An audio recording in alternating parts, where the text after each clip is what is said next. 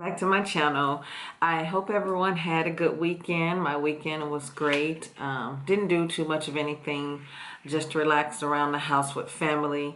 So with that being said, please remember to like, subscribe, and share my channel. And now here's my disclaimer. As always, if you are in immediate danger, please remember, call 911 or reach out to the domestic hotline, 800-799-SAFE, 800-799-7233. So we left off last week with going back to the abusive relationship that you mustered up the courage to leave. And so now that you're back, don't blame yourself. Don't feel bad. Just continue to be vigilant in leaving this relationship, because one thing you should know, and one thing I learned, that an abuser will not change his stripes unless he go and get help. And keep in mind, it's not your place, it's not your call to fix this person or be with them when they're going to get the help that they need. You need to leave this relationship and get the help that you need for yourself, and if you have children, for your children. So I just wanted to tell a story about when I finally found the courage to leave and stay gone for good. So I'm gonna backdate a little bit. This happened in 1996. So I was pregnant with my last child. I was on my way to work, and I was going to drop the kids off at the daycare. And like always, in the relationship, he would take the car and be gone for 3 days or so. So this particular day, I had enough money to call for a taxi to take me to the daycare, and then I could just walk across the street to the bus stop. Transportation in the city where I live was pretty good, so it wasn't a hassle for me to get on the bus and then just walk a few doors to my place of employment. So anyway, on this particular day, it was in April of 1996. As I mentioned, I had to call a cab, so I called a cab, and when I called the cab, I specified that I wanted the driver to accept a credit card or a debit card.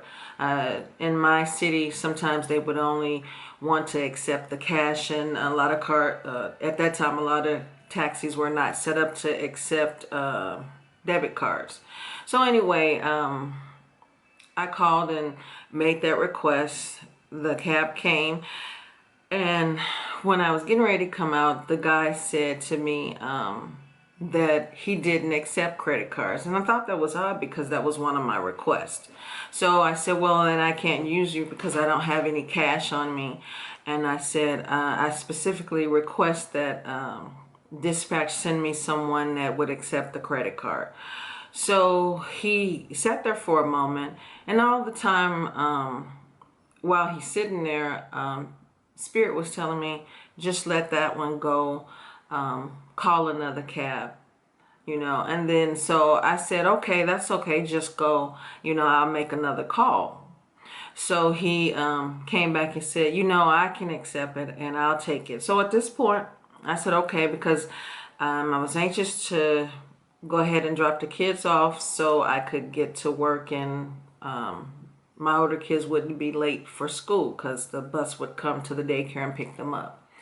So anyway, we get in a cab, and maybe less than 600 feet away from my home, we had an accident. The cab was in the wrong. He went through an uncontrolled intersection, and a truck was coming, and I'm not sure if he saw the cab or whatever the case, or if it was too late for him to stop, but he hit the cab, and his truck flipped over. And I'm just looking up, thinking that it's going to, because the cab had spun around, and I'm thinking that when we spin back around to the correct position that we were going, that this truck was going to land on top of the cab. So I'm just sitting there and I'm praying, and my two children are in the back. And as I said, I was pregnant at the time. I was 8 months pregnant. So, they're afraid, and I just feel helpless. But what happened was the truck that flipped over, I saw it in midair. It landed a few feet away from the cab that we were in, and it hit a few cars that was parked.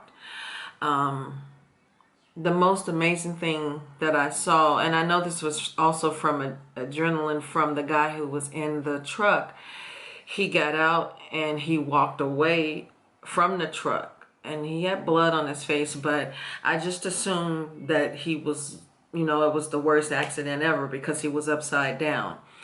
And then before I know it, the ambulance was there.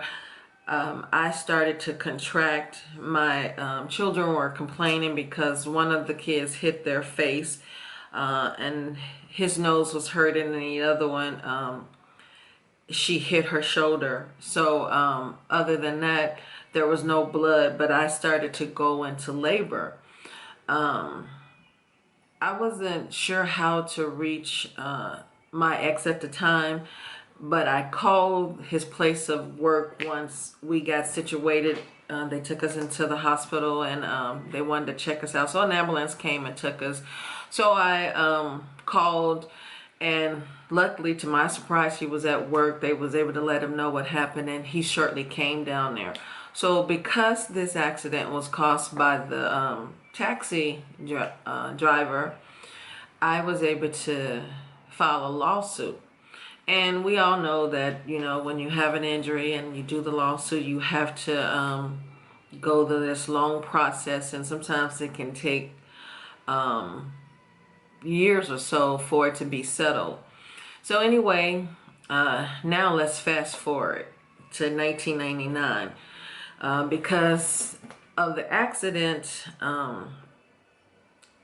the case had been settled, and now I was going to get my settlement. So anyway, before I get into how the money came in, let's go into how things with my relationship ended. So as I mentioned, I was back in 1996. Things didn't get any better. I had my child that was born in May, and at this point I just knew that the relationship was dead. I started to feel a certain way. I was angry. I started to question everything in my life. I didn't grow up in an abusive relationship, so I couldn't figure out why I was staying. I didn't understand what was my reason for staying in this relationship, because I didn't see this growing up. My childhood wasn't anything like this. So I thought about it, and I kind of just started to feel bad. I just started to feel, angry and just bad about my situation. His lies about things getting better, they didn't get better. Things actually got worse. And so I think, after having this last child, I just didn't want my children to grow up in something that I didn't grow up in. I didn't want them to see the abuse. Like I mentioned in one of my earlier videos, that I'm sure my older two kids heard and saw some things they shouldn't have seen. But I didn't want them to grow up thinking this is how a man should treat a woman, and this is the type of relationship a woman should have. So with that being said, I got angry. I started to fight back, and I started to fight back in the wrong way. I started to become just really stressed and just really on edge with this person. So in fighting back, it was with words, and it was also verbally on my part. It was also physically on my part. I was starting to hit back and that was never my demeanor. It just seems like something in me snapped, and I was ready to fight, but fight in the wrong way. Um, Things in my day-to-day life was just hectic. I managed to still, in all of this turmoil, I managed still to be a good parent. I was there for my children. I didn't abuse them, thank God. I didn't go down that route, which many of us do sometimes.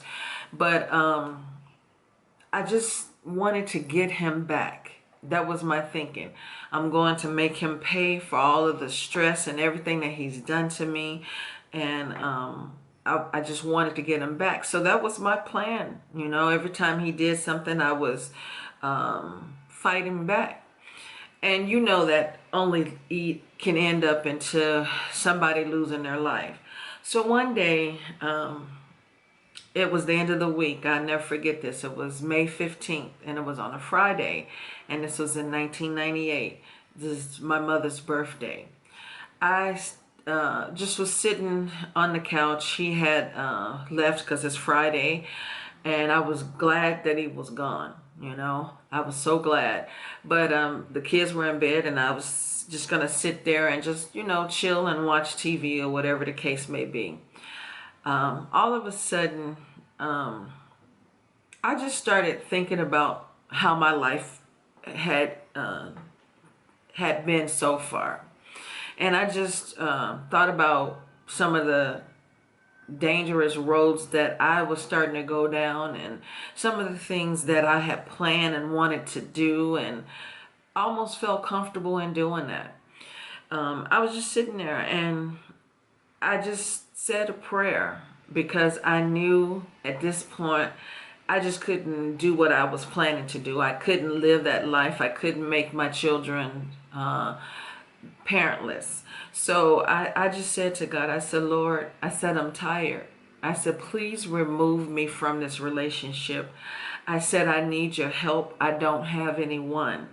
I said, please help me. I said, remove me from this relationship and let me move out safely, and don't let me hurt anyone or cost anyone their life. And please afford me the same opportunity. So in saying that, you know, it's amazing how God works. A phone call came in, and I won't go into what was said because that's not the point. But that phone call that came in informed me on some information that I had. It was like somebody just gave me something I need to get out of this relationship. So the information that I had was going to cause him some time, maybe behind bars, if I had went forward with it. So I had this piece of information, and I couldn't, I was, you know, when you have something and you feel like you've been given a gift, that's what it felt like. So I had this piece of information. So he didn't come home until that Sunday. And everything in me was just, I had to be calm. I just couldn't tell what I had. So I just kept my mouth closed. I didn't say anything. I went to work that Monday. I came back, and of course he started. So at that point, I told him, I shared with him what information I had. It seemed like at that point, all the chains had been broken. Everything just stopped. And he was trying his best to get me not to go and share what I had, not to tell the police, not to make a case, a federal case about this, and just to keep my mouth quiet. So at that point, I told him, I said, you need to leave. I said, you have until the end of this month, and you need to leave. I said, I don't care where you go. I said, if you touch me, if you put your hands on me again, I will make this information known. And so the information that I had, of course, I had a copy. He snatched it and rips up the paper. And I said to him, I have 30 more copies of this at my work. I said, so whatever you do, to me, or whatever happens, this will be made known. And so he tried to lie about what was going on, and this really didn't happen, and I have missed information, and every excuse under the sun he had. So having just that piece of information, then it seemed like everything else around me start to fit in place. But then things seemed to start to collapse. I was made aware that the company that I was working for was going under bankruptcy. And at this point, we had a choice to either relocate with the company, and they would pay for relocation, and it was going to be in a different state. And I could do that, or I could take my severance pay and leave because the company was going to be closing. And when that happened, also, as you remember, I had an accident, and I had filed for relief for the accident. So that money came through. I didn't tell him about it when I was dealing with my attorney. I made sure that I went and picked up the check. So I made sure that it didn't come to the house, and all communication from me and my lawyer was just on my phone, and there was no messages to be left on the home phone. So anyway, I had money from the accident. Wasn't a lot of money, but it was a decent amount. So now, knowing that my job is ending, and at this time my credit had been repaired from all the damage that he did and that I allow him to do. So I went ahead and I found the home without him knowing. And all this was like I'm moving in silence. The money is here. I know that I'm going to lose my job, but I'm looking for a home, and I found one. He had no clue because he was in and out of the house so much. So, but when I did put him out, which was in May, well, he left in June, but I put him out. He was still coming around trying to wreak havoc. So I wasn't denying him from the children. We ended up going to court, and we got it scheduled to where I had full custody of the children, and he had visitations. So, and all the doubt and all the stress that he was putting in my head, saying that if I ever leave, he was going to take me to court and take the kids.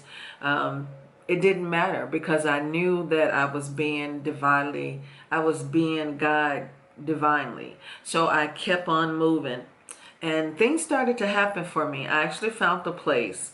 And then when I found the place, it seemed like right as I found the place, I was told now that they had a definite date that the job was going to end in a month. And anybody that knows that when you buy a home, they always run your credit to make sure, and they kind of have you provide all the paperwork again to make sure that you're still employed. So I'm thinking, Lord, I'm halfway out of this I'm almost all the way out of this relationship. I need a place to go for me and my kids. I don't have a job, but I have money that's going to come in. How is this going to work when they run and see that I don't have a job if they don't run it? So it was like a crucial time point. So they actually ran my information, and I was able to provide my check stub showing that I was still employed, and I was able to close on the house. So now I'm at the point where I got to move, and he's, like I said, he's out of the home because I officially put him out, but he's still around. And now, since we're in court, I can't stop him from seeing the children, so I have to comply with court, and I did have a restraining order for myself, not for the children. So things were starting to really feel safe for me. It didn't stop him from calling and trying to come around when he wasn't supposed to come around. But every time he did, because of my restraining order, I would call the police, and he would stay gone. So now it's moving day. I got to pick up I took the kids to school. I got to get the house ready. And something told me, don't go back to the house, because some of his stuff was still there. When he moved out, he didn't take everything. He took clothes. But some of his things were still there. So I was just thinking, how am I going to move my stuff without having to deal with him? Now at this point, since I've prayed and asked Spirit to remove me from this relationship, I'm now listening to everything Spirit has to say to me.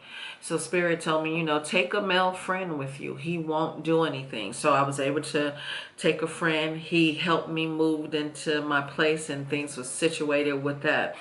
But I just want to go back and say, with me moving out, and how things started to fall in place. See, I had no way of knowing how I was going to get out of this relationship. I had no family. I had no friends. My mother had passed in 1991.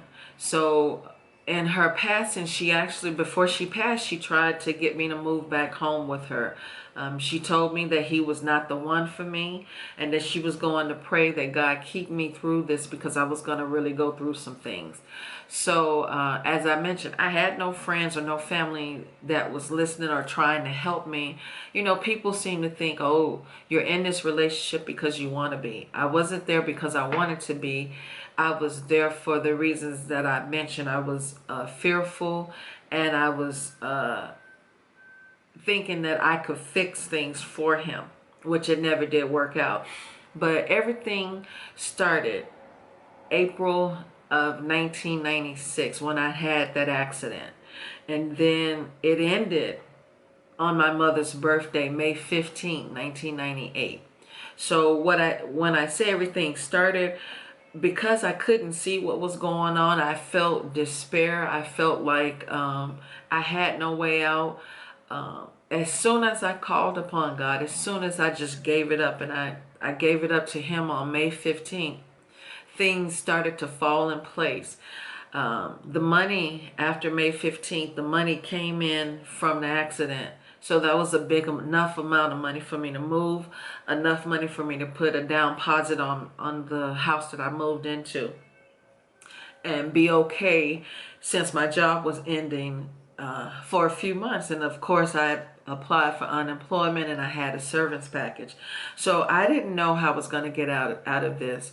But Spirit knew one day, and my mother knew one day, that I was going to call upon him and ask him to get me out of this. So the wheels started moving in 1996. Things started to just move on my behalf in the spirit realm. I had no idea that things were moving for me, and they started to move quickly. And that year, I'm sorry about that, my camera shut off. But anyway, as I was saying, Spirit allowed me to rise above my darkness and call out to him. And when I did and released everything, things started to fall in place. So I'm here to say this. Trust in God. Believe, and give it to him. I'm not saying to just sit there and pray and say, oh, well, one day he's going to stop doing this and things will be okay. That's not the prayer I'm asking. I'm asking you to ask Spirit for help. Ask for guidance. Ask for directions. And I'm going to end this now, but that's how I got out of my relationship. As I said, things started to move in 1996, and in 1998, things were over, completely over. But I wanted to share with you this song. It wasn't written in the 90s. It was written, I think, in 2000. I'm not sure, 2005 maybe. I'm not sure what year this was written in. But anyway, it's by Hillsong United, and it's called Oceans. There's one part of the song, the whole song is really powerful, but there's one part of the song that really resonated with me. And I hope this part will help you. I'm going to read it. It's like a mantra or a chant. And it says, Spirit, lead me where my trust is without borders. Let me walk upon the waters wherever you would call me. Take me deeper than my feet could ever wander, and my faith will be made stronger in the presence of my Savior. So that's something really powerful. That's what I did. I gave it up to Spirit, and I just, I surrender, and I asked God to move me out of a situation, not knowing how things were going to play out, not knowing any of this. It was time for me to just move. And when you're tired of doing things the same way and doing things on your own, I'm here to say, if you reach out to Spirit, He will guide you and direct you. And because you don't see things working and you don't know how things may fall in place, if you trust and if you are a believer, Spirit is already working on your behalf behind the scenes. And just to let me know that I was never alone. My mother was always there with me, and Spirit was always guiding me. My relationship ended on her birthday. So the day that she was born, the day that we would celebrate her birth, was the day that I was reborn and released and free. So I just wanted to say, it's not hard. And you may go back more than you care to, and more than you feel comfortable with sharing to other people's. But it's your story to tell. So just keep in mind, when no one else is there for you, Spirit is. So thank you for listening. Please remember to like and subscribe and share. And I hope this is really touching someone. And as I said, if you like, leave a comment or send an email. I would love to hear your story, and I would love to talk to someone or talk to you about things that you may have questions about. And I hope this really helps someone. I will see you tomorrow, and thank you for listening. Bye.